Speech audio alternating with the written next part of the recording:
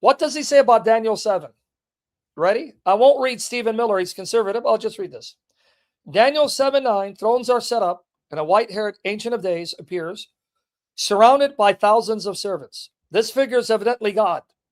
It is surprising then when another figure appears with the clouds of heaven. In the Hebrew Bible, the figure who rides on the clouds is always Yahweh, the God of Israel. So, Mike, you were right, brother. Sheikh Porky Pig and his gay lover, Dina, no response. They're liars. They're sons of Satan because their God Allah is the greatest of all deceivers. A liberal scholar who knows Hebrew says, yeah, Yahweh rides the clouds. Yet in Daniel 7, this figure is clearly subordinate to the Ancient of Days. The juxtaposition of two divine figures. Say what?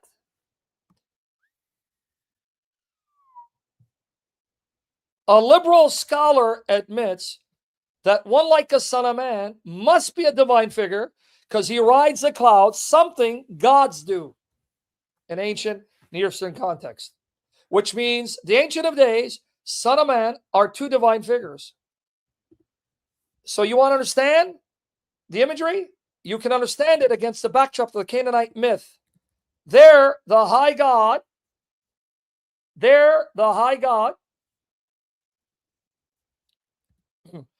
was El. The Canaanites believed the high God was El, the father of years, a venerable figure with a white beard. The young fertility god was Baal, who's called the rider of the clouds in the Ugaritic text. So notice, the Canaanites believe Baal, a divine being, a god, is actually Satan, rode the clouds, and his father was El, called the father of years, and had a beard, right? A white beard. For Daniel then to portray the Ancient of Days with a white robe, with a visible body, visibly seated on a throne, with a head full of white hair, and then one like a son of man appearing before him in the clouds of heaven, the ancient peoples would know Daniel is referring to two divine persons, which they would interpret as two gods, because they would not be monotheists. They would not have assumed the Son of Man was a human, merely human. In the Hebrew Bible, Yahweh usually combines the roles of El and Baal, meaning the Hebrew writers take what the pagans said about El and Baal and would ascribe that to Yahweh, saying, he's the true God, not your Baal or your El.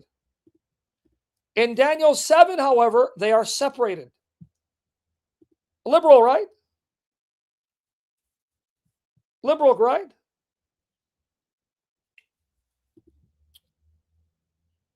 Watch here.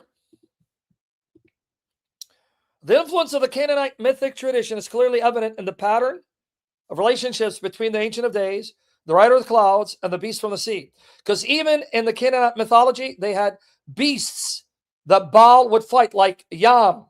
Yam was known as a mythological sea monster or a god. The god Yam that Baal killed in battle. We do not know in what form the author of Daniel knew this tradition. Some of it is reflected in biblical poetry. But the author probably had sources that are no longer available to us. Of course, he adopted the tradition because he wasn't a pagan. He didn't think Baal was a god or El. So he took what the pagans said, Christianized their traditions to saying, no, your gods don't exist. These things are only true of the true God. The rider of the clouds does not attack the sea as Baal had attacked Yam. The conflict is resolved by divine judgment. And of course, the Jewish author would not have identified the Ancient One and the rider of the clouds as El and Baal, because to them they would have been false gods. Okay? Look what he says about the oldest interpretation of the Son of Man. Traditional interpretations. The earliest interpretations and adaptations of the one like a human being, Jewish and Christian alike, assume that the phrase refers to an individual and is not a symbol for a collective entity. Do you hear it? The oldest Jewish sources, before and during the time of Christ and after, say the Son of Man is one person, not a symbol for a nation, and they identify him as the Messiah. And I'm going to bring you the receipts. Okay? Now, here, what does he say? Collins, by the way, I was quoting from this work.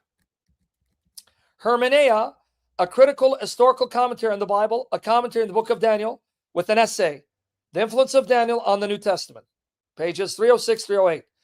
Elsewhere, look what he says. Elsewhere, right here. The scepter and the star, the messiahs of the Dead Sea Scrolls, other ancient literature, page 36. Look what he says.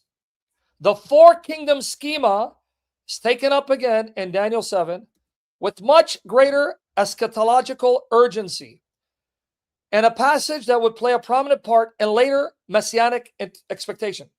This is Daniel's famous vision of one like a son of man who comes on the clouds. For much of Jewish and Christian history, this figure was interpreted as who? The Messiah. Man, it's getting really bad for these pagans.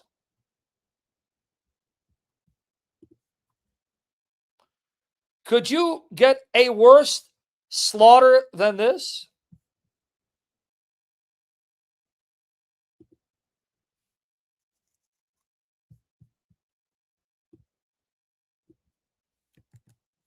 But Joe got everyone else?